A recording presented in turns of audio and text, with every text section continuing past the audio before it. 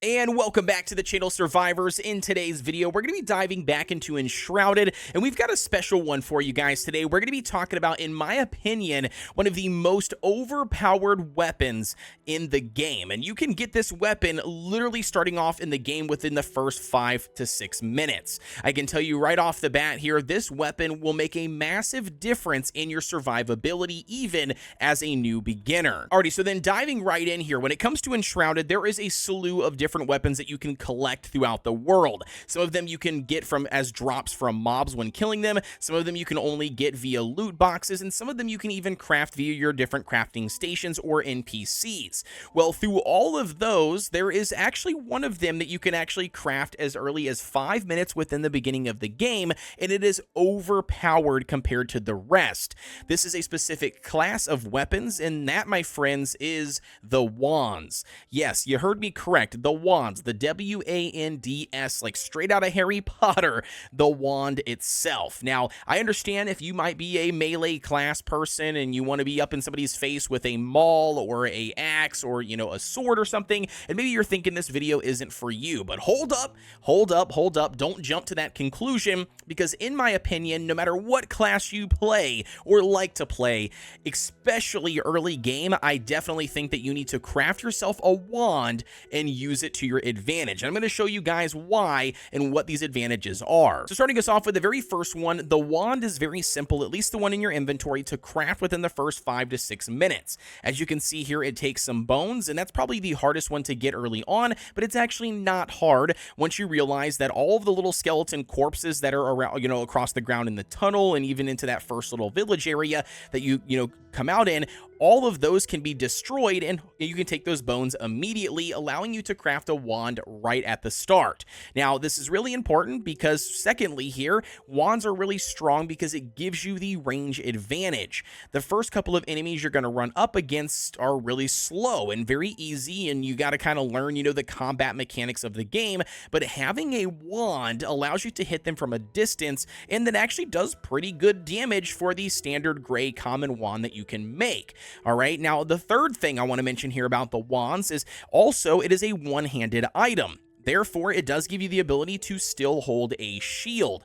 Now, this comes into a cool little pro tip here that I have not shared with anybody up until this video because I just think it is too good. But either way here, what this tip actually relates to is holding a shield in one hand and holding the wand in the other hand. Now, what's really cool is that wands actually attack really fast. Now, what's really nice, though, is that if you notice, you can hold the right trigger and you can block, right? Well, at the same time you're blocking, you can constantly spam your wand attack. And in doing so, guess what? It attacks so fast in between you blocking that the enemies will not be able to hit you, and instead they will constantly focus and hit your shield while you're still doing damage to them. Now, obviously you can slip up your timing and something could happen, but as long as you play your cards right, you should be able to survive almost anything. I have used this to my advantage several times in situations where we've been swarmed by bugs, whether we've got a bunch of mobs around us, maybe even a boss or two,